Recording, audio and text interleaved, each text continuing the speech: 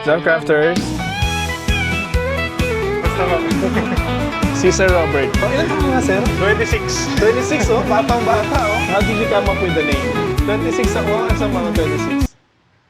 Parang wala pa. Wala, tambay yata ako niyan, eh.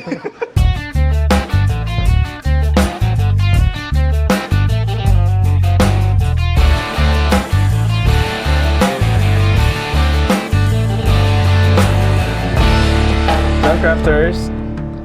So, meron naman tayong pupuntahan na isang barbecue crafter in Malolos, no? Malolos kasi marami kainan, eh. Tapos mostly ng mga kasama natin sa PCP. Doon sila nakapwesto. May mga ilan-ilan sa Santa Maria, Marilao, susunod natin sila. Pero ngayon, Malolos muna tayo. Pupunta tayo sa, hindi siya pure Texas food outlet or restaurant. It's a coffee shop, pero meron siyang mga food items. So, yun ang pupunta natin. Visitahin natin siya kasi tinanong natin siya, Sir, kailan ang salang mo? Tapos yun, sabi niya, may salang po ako on Thursday. So, ngayong araw, yun ang pupuntahan natin. Tingnan lang natin yung kanyang salang. Makikitambay lang tayo ulit. Alright? So, hopefully sa mga tambay natin, may natututunan kayo. Takis doon. Bagong arko ng Bulacan, Malolos. Para hindi makabawas sa parking spot.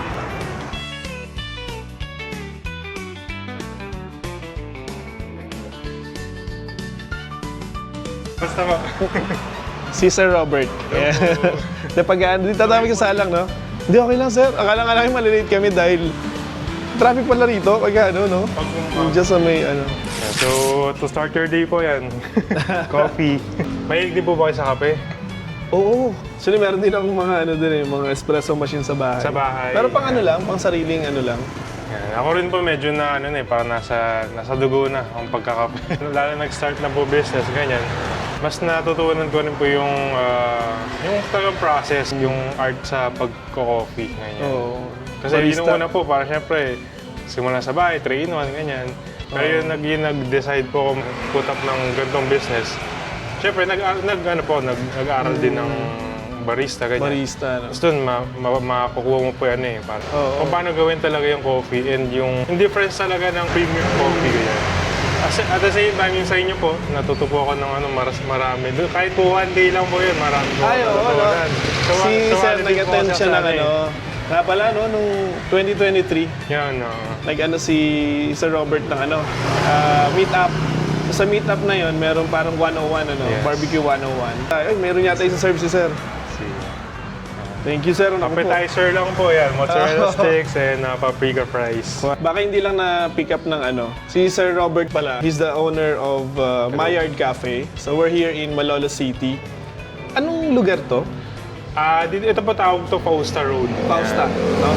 So usually pag nagtatanong talaga, saan po ba yan located? Sinasabi ko lang po in front of Robinson's. May Robinson's Place dito sa harap. Fausta Road. Siguro mga 50 less than 50 meters lang away from the highway. Walking distance actually from Nandito ka na sa Maillard Cafe. Hindi mo siya mamimiss eh.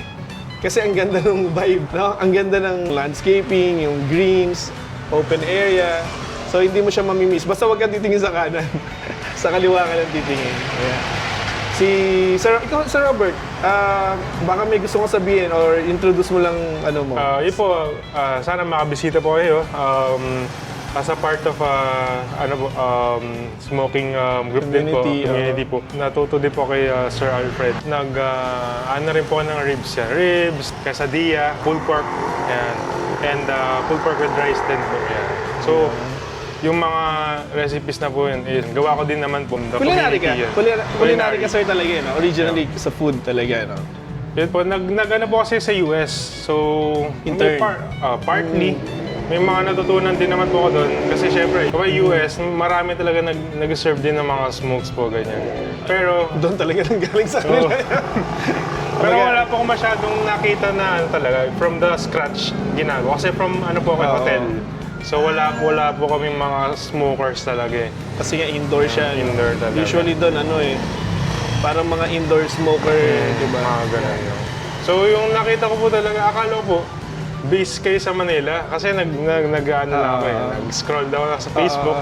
And then yun, nag-start ako mag-chat sa page niya po. And nagulat ako dito lang pala. Is malapit lang. Kapit-bahay lang po Si, talaga, sir. si Sir Robert, taga San Juan din siya. San Juan, sir, no? San Juan. Eh, San Juan din tayo. So, malapit, sobrang lapit lang doon sa workshop. Pero yung kanyang store, kasi dito kasi ang ba't mo pala napili dito sa area? Mas Malolos. ano po eh, madalas na rin po ako dati dito. So mas nakita ko na mas marami talagang lumalabas po dito eh. Oo. Na nakikita din naman po natin na talagang lumalaki yung businesses dito. As Good, in, no? every corners, pop-up ng mga businesses eh. Oo. So, yun, nakita ko lang tong actually ito, lot lang talaga. So nakita ng partner ko yung then So talagang, lang siya, parang ganun lang siya na Yes, so- open lot. so Galing, nagsugal lang din talaga, medyo malaki pero bata pa lang naman. Ilan taon ka nga, sir? 26. 26, batang-bata. No? So kung nag-feel, it's Pero okay. yung Mayard Cafe, so, gusto mo maupo, sir? Baka gusto Sige, mo upo. maupo. Pero sir, balikan ko, how did you come up with the name? Yun po, since I'm a culinary student, so sa amin kasi tinuturo po sir parang siyempre yung mga basics as culinary, mga ganyan. Tapos yung tumatak po sa akin, yung word na po yun, yung Maillard Maillard, effect. oo. Kasi nga po, parang every food, parang may ganun po talaga eh. For example po, sa food, may Maillard effect yan. For example, ito po, pag pinry nyo, naging color brown, Yes. so that's Maillard effect. Applicable din po siya sa mga beverage. For example, yung pag-roasting ng beans. So ano rin po siya, may, Maillard effect. may ano din. And then pastries din po. So for example, nag-bake ka ng cookies, ganyan. Naging brown, golden brown, Maillard Yes, effect yes. din. So Sa parang mga everything hindi, talaga.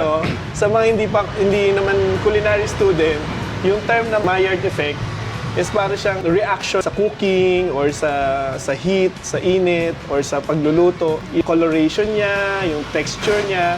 So, in layman's term, yun yung nagbabago. Let's say, for example, nagluto kayo nag-fry kayo, di ba? Nagiging golden brown Yes. siya. That's an effect of the cooking. And then sa smoking naman, pagka smoke mo siya, nagda-dark siya, Nagda-darken ko. nagiging bark. So that's Maillard effect. Yun po talaga yung pinatatak sa amin. Parang more color, more flavor na sinasabi. Oo. Yes. Mas appetizing Yes. din. Siyempre, wala namang gustong kumain ng very bland na itsura, ganyan. Saan ka pala So, culinary? yun, I studied at Enderan Colleges sa Taguig po. Sa Taguig, yes. Culinary school. Oo. Yeah. Nagkaroon kami na-invite kami doon isang event, Pitmasters Club, Enderan din. Meron silang parang, hindi naman auditorium, maliit na school, na room, na parang auditorium style din, na maliit lang. Then nag-invite sila ng pitmaster from US na nagturo about barbecue. Okay. Sila AFC naman yun. Okay. Pero ano ka dito, sir? Everyday ka rito? Yeah, usually every day. Talagang nakatuto ka, no? Kasi bago pa lang talaga, ayoko pang iwanan ng... Oo. Kumbaga, Ilang taon na to? 1.5 year. 1.5 year na tong... So, nagsimula ka right after pandemic. Yes, so... Pagkatapos ng pandemic. So, July, August 2023. Yeah. Opening. Kasi tail end ng pandemic, 2022 medyo yun yung span ng 21 to 23, yun yung parang tinatansya ng mga restaurant restaurateur kung magpuput up na sila ng mga, di ba wala pang masyadong construction noon kasi nga parang lakas ng loob nyo Pero actually, sobrang nagulat din ako kasi nga, yun yung after ma-build na ito, Oo. simula na ng taon, medyo lumalabas-labas na eh. So, nung nalaman nilang may bagong cafe, ganyan, restaurant, talagang sobrang dagsa talaga. So, may nag-vlog na isang vlogger, ganyan, nag-walk-in lang siya, ganyan. And that time, hindi pa kami nag-grand opening. So, technically, for lang talaga, for trial purposes lang. Sino yung kumain, ganyan, kung sino yung try namin serve, try namin improve yung namin, customer service. And then may nag-vlog. Siguro lang yun, a week or 2 weeks after ng dry run namin. After nun talaga, dagsa na, puno yun, sobrang puno. Pero yun, During the dun time nag-start kasi, talaga. during the time kasi parang naano yung mga tao sa loob ng bahay. Yeah. Parang gusto nilang outdoor Lumabas. alfresco eh. Ang ganda nga. Sino nakaisip na alfresco yung may alfresco ano kayo? Usually kasi tayo may part ng ng alfresco. Since siguro part din ng iba kasi talaga mas gustong tumambay sa ganito. Lalo sa mga gabi, mas marami pong tumatambay dito eh. Compare sa indoor kahit na aircon. Sa gabi, mas marami pong tao tumatambay. At least I would hindi say- siya parang yung mga iba kasi gusto nila hindi close eh, no? So, for example, pag nagkukwentuhan kasi na medyo rinig eh. Rinig lahat. Parang, syempre, yung mga kabataan ngayon, kahit nga yung mga talagang dito sila nag-i-stay. Pero nabanggit mo influencer, sir. So yung mga maging ano na talaga, no? Influencer din talaga magdadala sa ng no? Ng mga patrons, no? Yeah. May malapit bang school dito? School, BSU, I think. Pero medyo BSU. malapit. Malayo na. 10 Malayo-layo minutes, na yun, 15 minutes away. Oo. CEU, ganyan. Lako. Pero marami din talagang pumupuntang students. Usually ganito Tsaka walang weekdays. hinto yung sasakyan, no? Nakikita ka nila. Pag nakakasalubong nga po, tapos tinatanong, ano, business mo or na ginagawa mo? Kaya sabi ko, may business po ako sa Kausta. Yung My Cafe. Wala lang kasi meaning nagpunta pa kami dito. Nadadaanan po talaga Yung kapatid nila. ganun eh, nagpunta siya rito. Siya yung partner doon sa smokehouse, di ba? Sabi ko na tayo kay Mark Cafe, kape tsaka magtambay during, parang dito sa area na to, mostly mga coffee shop, maliliit na yung air condition naman, pero mga maliliit na Commercial space mo. Oo, parang gano'n. Pero ito, at least ikaw, sino nag-design? May freedom ka to design? May architect naman po. And then, syempre, sa akin pa rin po naka-depend kung ano yung parang peg or yung anong gusto ko talaga. So, nag-research lang ganyan, tapos connect ka lang kung ano yung mga gusto kong colors, ganyan, palette. Ano yung nag-inspire sa'yo? Bagay, dahil mo na napuntahang lugar, no? Nag-US ka, no? Talagang parang... Anong part ng US? Miami. Okay. So, siya, medyo nasa higher end yung Kasi naging biyahe din namin yan eh. So, ano yung inspiration? May nakita ka bang coffee shop doon na katulad na ganito? Actually, nag-start lang yung mahilig ako sa mag-coffee. After pandemic, hindi talaga ako nag-coffee before. Pero yung partner ko, yung girlfriend ko, inintroduce sa akin yung coffee. Tapos yun, parang, nagka-coffee hopping kami, ganyan. From Pampanga, ganyan, sa Bulacan. No. So yun, na-start na ako sarap pala ng coffee. Nagsulputan nga yung no? Tapos yun, parang naisip ko, culinary student naman ako, kaya ko gumawa ng food, ganyan. Medyo in din talaga yung cafes, ganyan, coffees. Oo. So sabi ko, what if, gawa lang din ako cafe with Totoo. food. Totoo. Kasi, pansinin mo, banggit ko, si SB, di ba? Si Dunkin Donut nga din, di ba? Nag-switch sila sa pangalan na Dunkin lang. Kasi nga, na sila, gusto nilang mag-switch into cafe na may coffee, tapos may sandwiches, may iba pa nga, full meals na di ba? Ang nangyayari, parang ayaw nilang mabrand sila na, si SB ayaw niya mabrand na kape lang siya, si Dunkin ayaw niya mabrand na donut lang siya. Yeah. So ang ginawa nilang cafe. Pero ang advantage ng isang SME naman, like for example ikaw, it's mas personal, no? Yes, sir. Mas personal yung hawak ng business, mas nakatutok, di ba? Kumbaga, yung menu mo ikaw rin gumawa. Everything po, from dessert, beverage, and food, lahat po. So, Ano yung pinaka-proud ka na gawa mo dito? siguro lahat naman po kasi every recipe talagang tinutukan ko po talaga. Hindi basta Walang bara-bara tulak lang kabigin. Talagang in the right process siya. So yung mga natutunan ko, recipe costing, ganyan. Actually lahat po ng recipe siguro dito in-improve ko eh. Hindi lang yung gumawa ko, tapos okay na serve na natin. Talagang along the way, ini-improve pa rin. Kahit naman po ngayon, ini-improve pa rin naman. Siguro pagka kasi culinary ka, yun yung, hindi ko sinasabi na yung hindi nakapag-culinary, wala na silang imagination sa food. Pero iba yung ng mga nag-culinary Parang Yung experimentation nila, malaro ba? Siguro po pag pag graduate ng culinary student, hindi naman yun nga, sabi niyo po parang, pero hindi naman po siya parang sobrang magiging ahead ka sa mga restaurateur. Sa akin po yung pag-study ng culinary, parang yun lang yung phase na wala kang mamimiss na basics. Para wala kang parang mas less yung magiging negative outcome sa mga gantong part. Parang mas prepared ka. Yes. No? Tapos, pag alam mo kasi yung foundation, alam mo yung basics, any other things na gagawin mo are all variations na lang from the basic eh. At least may foundation ka. Pero, ang ano naman dyan is, ang culinary is food eh. Food side siya eh. Paano yung business side? Parang, buti na kapag-adapt ka rin sa business side. Po, so, yung magka-college po ako, naisip ko na yan. Actually, ang dream ko talaga is to become a restaurateur. Not just a well-known chef, ganyan. So, restaurateur talaga. So, naghanap kami mga school, ganyan, na nag-offer talaga ng culinary degree.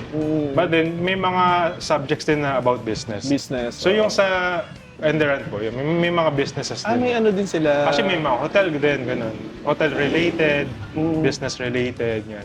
Siguro Finance, naisip din everything ng naman po. Enderan na yung mga magkukulinary, ang vision niyan or ang dream niyan is to have their own restaurant, Yes. di ba? So, kasama na kasi dun sa restaurant yung business side eh. So, kung meron kayong basic nun, at least ma-nurture mo na lang yun as you... Hindi mo naman hindi mo naman natutunan lahat sa school, di ba? Tama po. Di- Para sa akin dito po, parang rin, eh, no? 40% nga po talaga yung mga natutunan ko lang. Oo. Tapos ngayon po, syempre, bata pa, marami pa natututunan.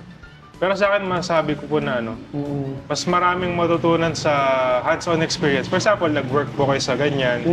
So, mas maganda po talaga. Pero, yun nga po, medyo napaaga pag-business, medyo nataga dito. Pero, yun mo, marami din naman po natututunan. Ilang years ilang years? Kasi 1 year nga lang po talaga eh. So talagang for me, kulang po talaga yung experience. Oo. Ang bala ko po talaga is, yun, at least 5 years of experience yung as a, parang worker po. Cook, 5 ganyan, years, or something. Diba? Pero, Iba din kasi immersion eh, no? Pagka nandito ka na, halimbawa, I can't imagine yung first, yung startup ninyo eh. Ano yung experience? Nung yung mag-open, yung construction, sobrang mag-open. hirap po talaga. Pero yun, to start off, hindi rin po talaga sobrang naging madali. So yung after ko po mag-intern sa US, di okay po, naging okay na. Natapos ko naman po, siguro na kulang na ng 1 month. Kasi pinauwi na po ako ng head chef ko kasi nga pandemic na. So Okay. after nun, I tried to have my own small business online. So I'm selling ribs po. Pero bake lang. Okay. So hindi ko po talaga alam yung smoking process talaga kung paano ginagawa. So baking lang, mga chicken wings, ganyan. Mga tawag dito. mga ano siya, yung mga basic na natutunan Mga mo na basic gusto mo po. i-apply. So nag-try lang po talaga sa online. May mga bumibili naman, pero syempre Doon nga sa atin, sa San Juan. Sa atin lang Ano po. pa kailan nun? Yun din po, Mired ba? by Robert. Ba't hindi ko nakita yun? Yun lang po yung name ko, Mired by Robert. So parang kinontinue ko na lang talaga. Si Mrs. kasi, lumaki siya doon sa may ano yun eh, sa Corazon, di ba? Doon din si Mrs. Oh, okay. So, ang lapit lang, hindi dumaan sa feed ko yung ano mo yung... Ba't hindi ka na nagtayo? Ba't hindi ka nagtayo sa Balagtas? Hindi naman Iba, po no? sa inano sa ano natin. Iba yung Pero demographics, no? sa atin po kasi parang kung magtatayo po ako doon siguro, medyo pang masa yung style. Totoo. Example, mga limited, mga ganyan. Oo. Pero sa akin po kasi, gusto ko talaga medyo ma-upgrade man yung Totoo. panlasa ng Bulaqueños. Oo. So for example yan, we're having a Valentine's event, fine dining event on Feb 14. Oo. So, syempre, isipin ko pa rin naman po yung mga customers. Hindi ko naman masyadong upgrade yung mga recipes. Kumbaga, yung ma-enjoy pa rin nila, saka ma-appreciate yung mga gagawin ko recipe. Nabanggit ni Sir Robert yung elevate yung parang culinary awareness ng mga Bulakenyo. Kasi meron tayong dilema eh. Nakapansin ko to eh. Pag taga Bulacan ka, if your family wants to eat out, ang option nila, it's either go to Manila, kasi lapit mo sa Manila eh, or Pampanga. Yeah. That's culinary capital, di ba? So parang yung option natin before was Manila and Pampanga lang. Pero ngayon, nakikita ko, yung dito sa may Tikay, hanggang isa-isa yung that's Malolos na di ba? Ang daming parang kabuti nagsulputan na food. So that's that's a sign or indication na talagang medyo nabubuhay yung Lumalago food, na yung food industry ng natin. Steaks nga lang. May mga steaks din kayo na i-offer. Meron po. Pero yung simula mo, sir, nandun na ba kagad yung, paano mo pinasok yung smoke barbecue dun sa menu mo? Yun nga po, since yung nag-put up ako ng small business online, may ribs na po talaga ako nun. So, oven bake? Baking lang, baking process, like oven use lang. So, yun nga, as part of, parang may plan na dito, so magtayo po talaga ng cafe. So, ma-improve lahat ng recipes. So, yun nga po, dun dumating na, nakita ko po yung company nyo, na nag-offer ng smoking, tawag dito. Ano yun, actually, siya, barbecue meetup.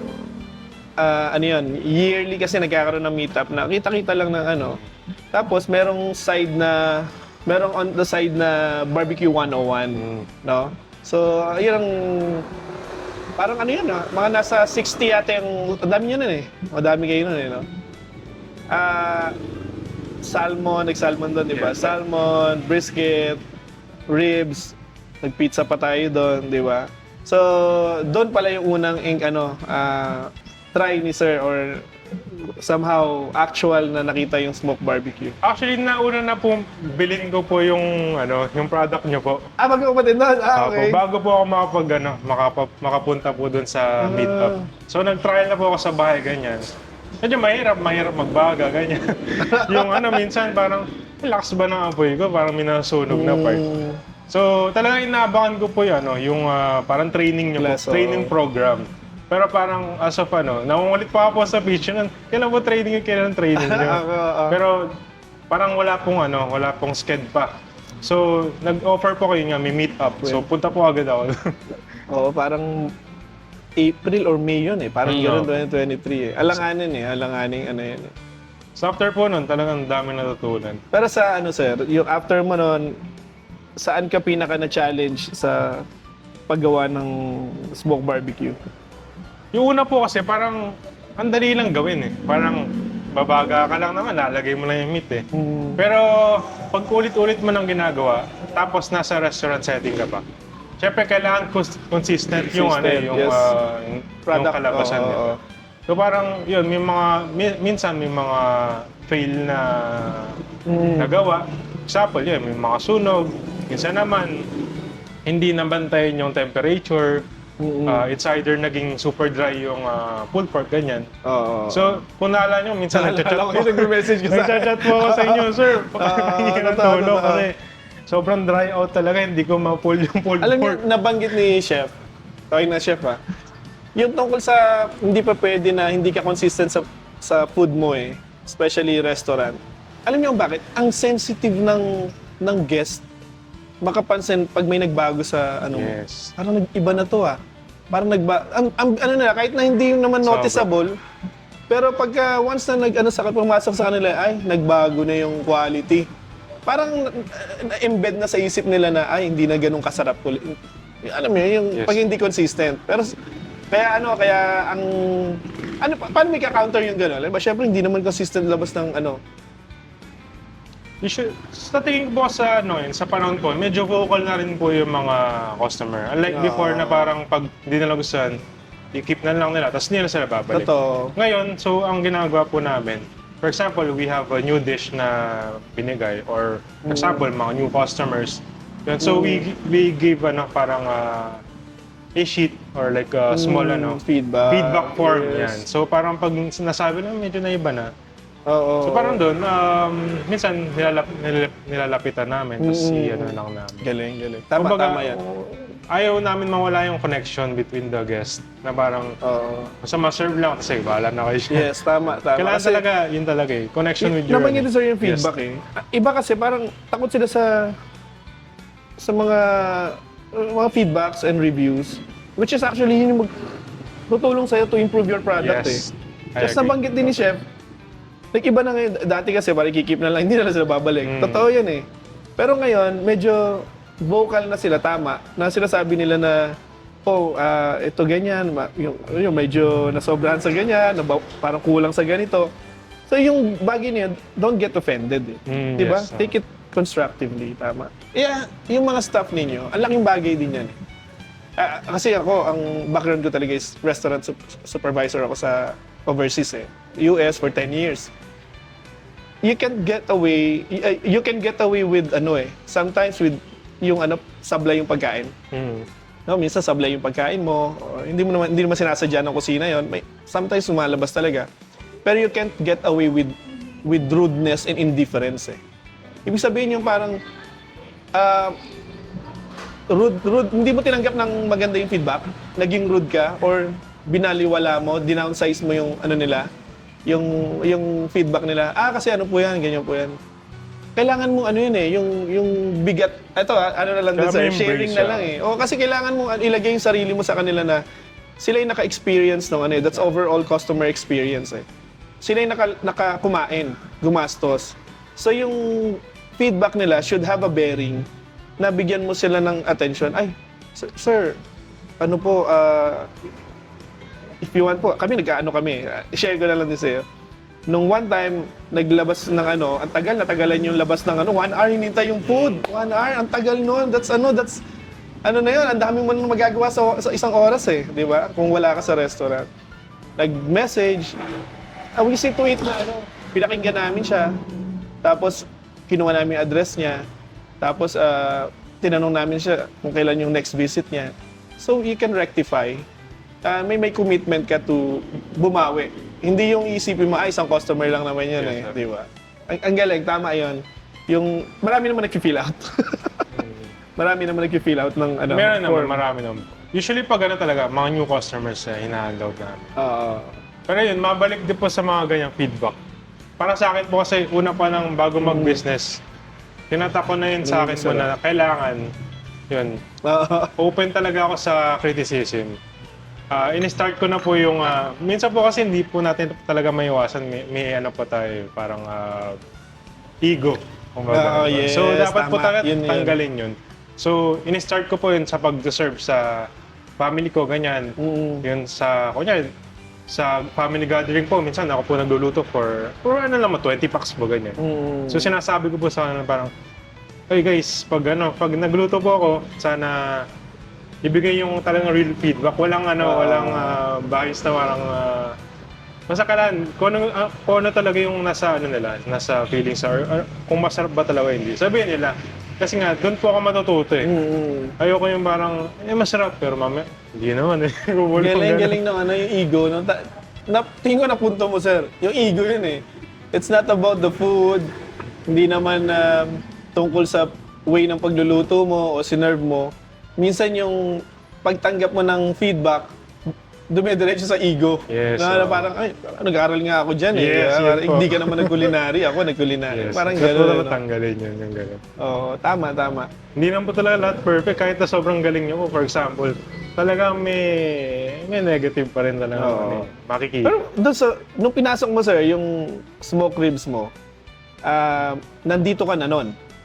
Or oven bake ka muna, tapos nag-switch ka to smoke ribs? Po kasi, yung nag-construct po to, in the process, pa rin po ako, yung gumagawa pa rin po ng recipe. So, hindi po talaga siya sobrang pulido. So, yung time na nag-construct po to, so it's about parang 3 to 4 months, yun po yung time na pinupulido ko yung recipe. So, yun, puro sa bahay po eh. So, yun, naging medyo ginipig nga po yung mga families ko, girlfriend ko. Ay, patry na ito, ganyan. Ang dami talagang naiba. Hindi ba may yung bias yung family magbigay ng feedback? Yun nga po, so talagang inano ko po sana, ate or yung sa girlfriend. Gusto ko talaga yung kung masarap or hindi. So, nakuha ko naman po yun. So, pag medyo sabi kasi ayaw ka lang nilang masaktan. Di ba, minsan sinasabi ko, okay lang, hindi ako masasaktan talaga kasi nga, gusto ko yung prove yung pagkain ko. Yun po yung sinasabi ko kasi. Ilan ba kayo magkakapatid? Dalawa lang po actually. Dalawa. So may tatlo kang kritiko sa... Unti-unti po yan. So for example, sa family ko muna sa bahay. And then girlfriend ko. And then yung mga relatives naman. So yung malaking help din po talaga. Iba rin yung feedback din ng yung complete stranger eh. Di ba? Minsan kasi pag yung family and relatives mo, parang Tama po. baka masira yung relasyon, di ba? Kaya yung feedback nila medyo tame eh. Tame down eh. So, naisip ko na rin po yan. So, yung bago po kami mag-open, so that was July 2023. So, nag-open po kami na unannounced. So, Okay. talagang kung sino po yung pumasok. So, cater namin. Yun po talaga, tutok kami. Kamusta po yung food, ganyan. Parang may idea po kayo paano Dito na i-ano. yan, Dito po. Kung paano improve pa yung or may gusto po ba kayo ibahin sa sa style po sa plating ganyan. So talagang unang-una pa lang talaga dapat open na po talaga sa criticism. Anong month pala nagbukas to? Ano po siya, July 2023. Alanganing buwan pa ha? Alanganin po. Tapos Magtatagulan. hinahabol ko po yung August kasi nga po may kasabihan na August bawal mag-open ng August. Okay. So, actually hindi po kami talaga ng grand opening. Kasi nga po, tuloy-tuloy din po yung ulan. Alam mo kasi July, usually yan, July, pasukan, gastusan ng mga magulang, di ba? Tapos magtatag-ulan. Yun yung mga, Kaya ang usually, ang opening nila right after na ng mga gastusan, yung mga September, October, yun yung mga opening eh. Ikaw, July, sir. July po, medyo na alangan. Kaya nga pa si Arkit sinasabi, Arkit, baka matapos na ng mas maaga. Si architect mo dito? Si... Okay, yun na Kilala niya po ba? parang tapos eh. Hindi nakita ko kasi sinare ko. Okay. Sinare ko yung perspective nito nun eh. Sabi ko, ang galing nga. Tapos biglang bukas na pala. Ilang lang bukas na. Kasi sinare ko yun eh, yung perspective ko po pa yun lang. si Arky. Sabi ko, Arky, baka hindi pwedeng mag-start ng August kasi may ghost month. So, parang naalala ko, ang nag-open po may yung soft opening na unannounced is middle of the July 2023. So after nun, ang na-plan ko po is mag-grand opening na ng July 28. Kasi nga, binagyo po nun. Kung maalala yun, sobrang binagyo po tayo nun. So close po yun, na-move yung tapos hanggang hindi na Hindi ako mag-grand kasi opening. na-share ko pa yun eh.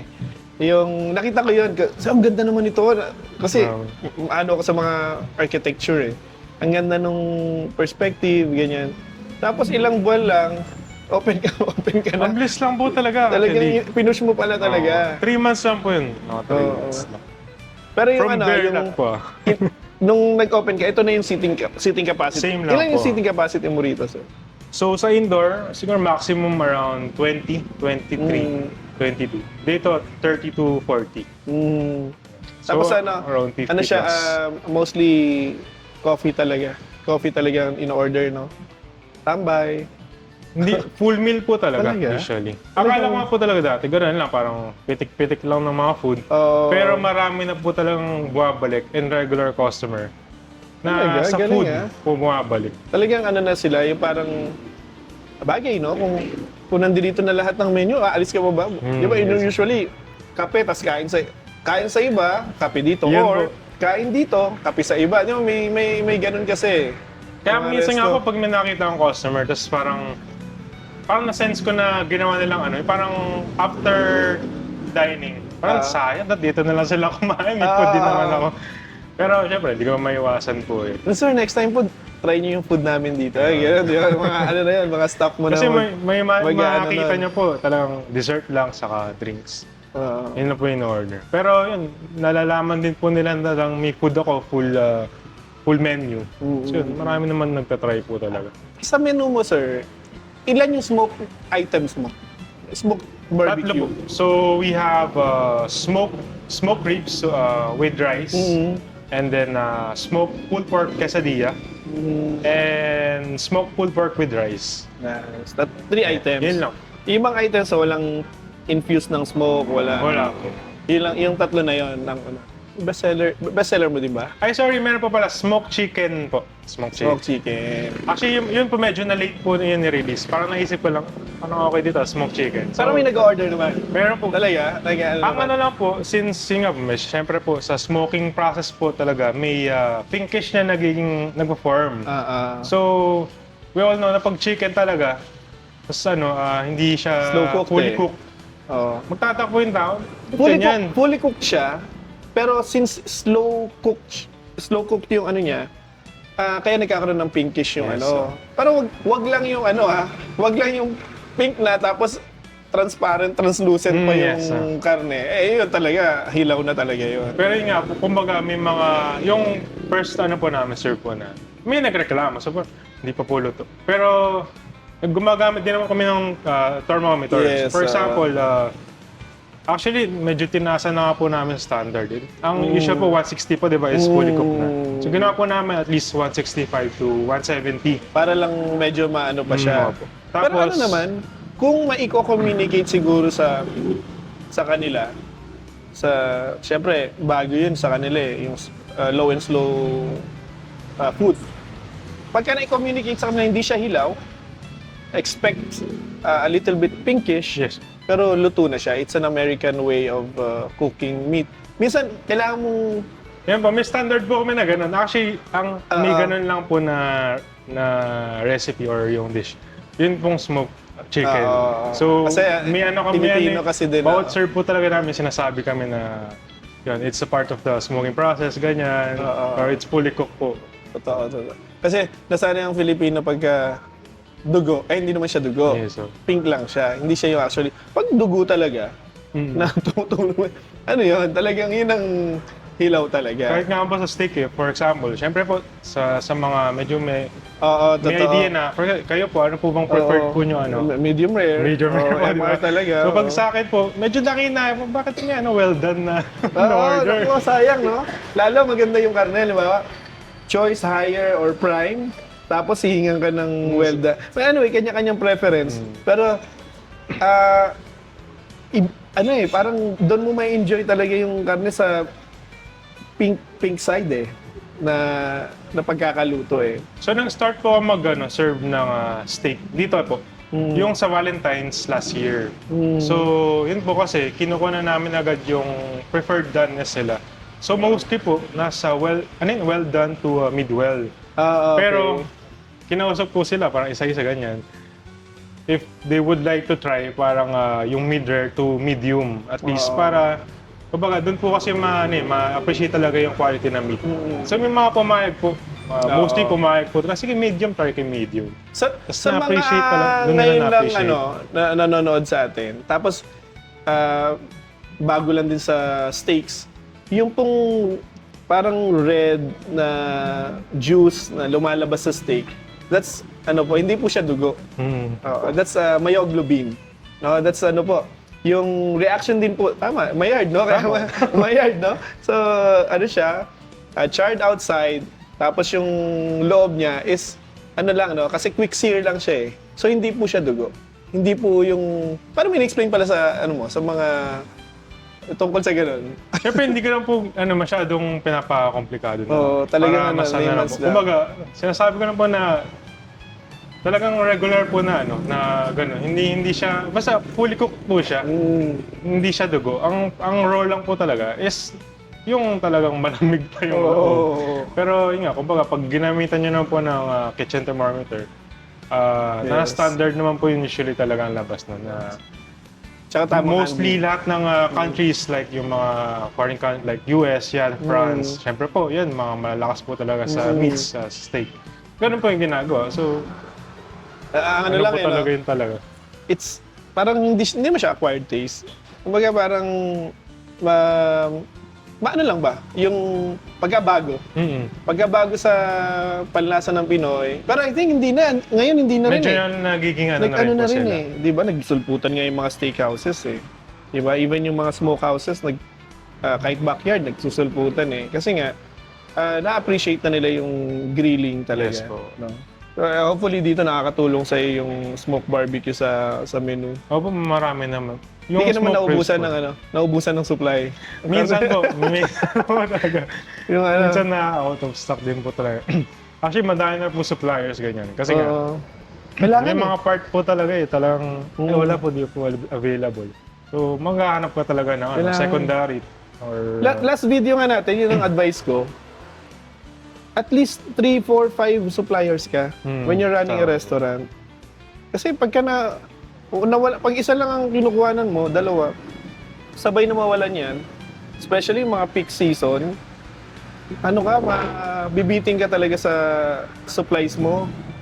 At the same time, iba kasi mga ibang restaurateur, di ba, pangarap mo maging restaurateur, meron silang No. commissary, Yes, so. meron silang walk-in freezer.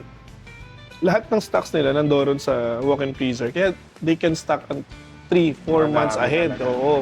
Yun naman ang advantage pagka may commissary talaga na malaki. Yun po yung struggle ko actually dito eh. Since maliit lang talaga yung storage, yung kitchen.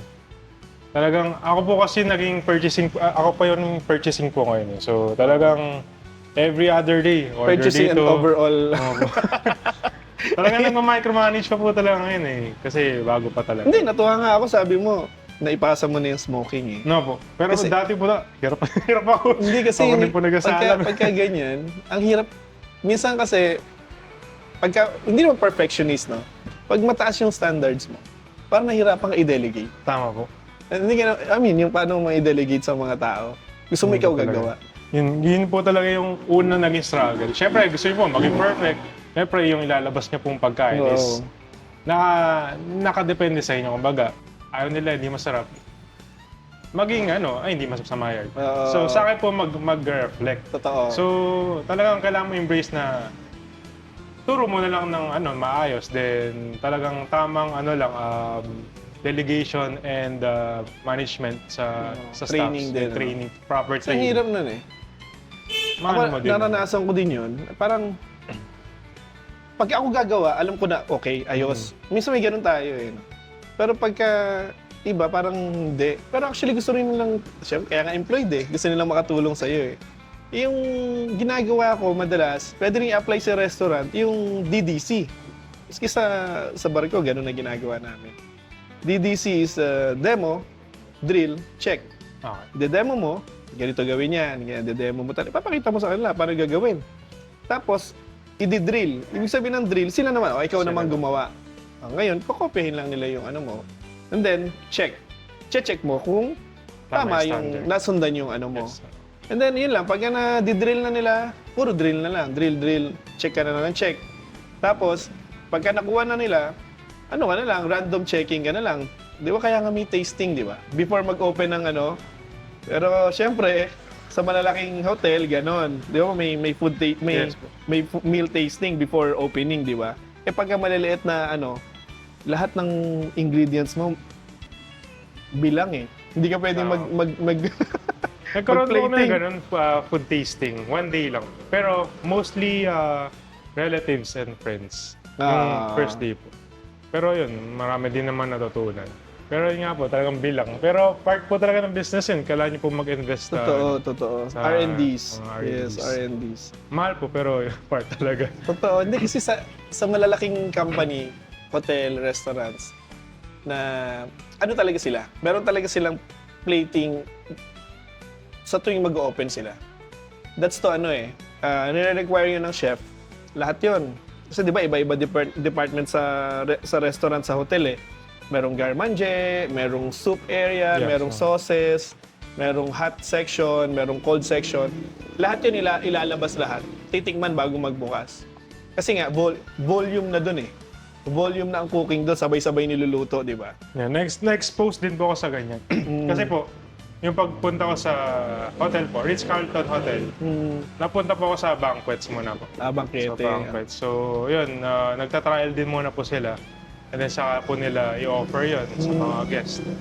So, after po na, naging line cook din po ako. Tapos pag may mga bagong dishes na lalabas, ganoon din po yung head chef namin, as in, hilerang ganyan. Explain din po isa-isa sa cook, sa waiter, sa dining, ganyan. Para po lahat talaga alam, kumbaga. Buti na, 26 years old ka pala, maanday mo. Ang dami niya na kaagad na gawa. 26 ako, saan ba ako 26? Parang wala tambay yata ako niyan eh. Tambay yata, kasi 20, ano na ako nagsimulang magtrabaho sa abroad eh.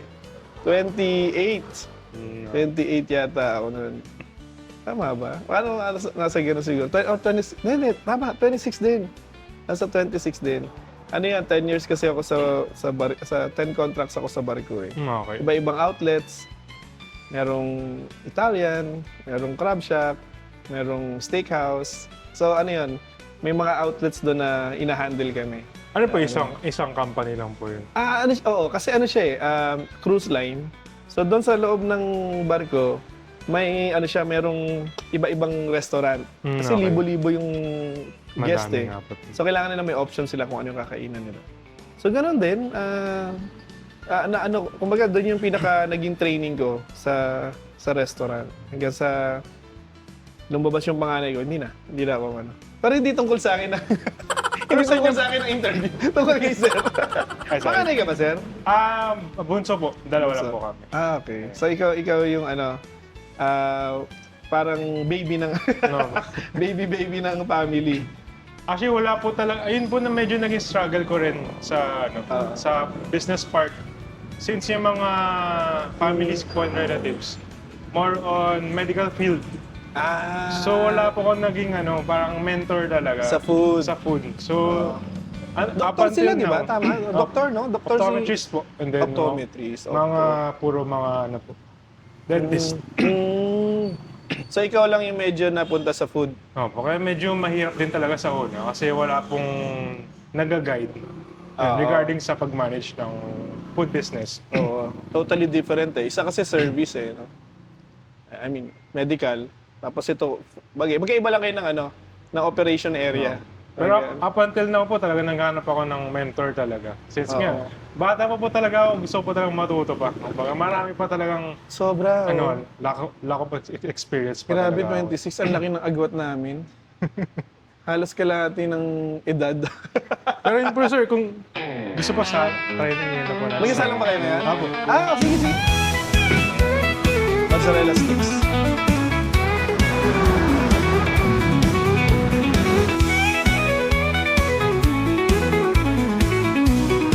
Ganun.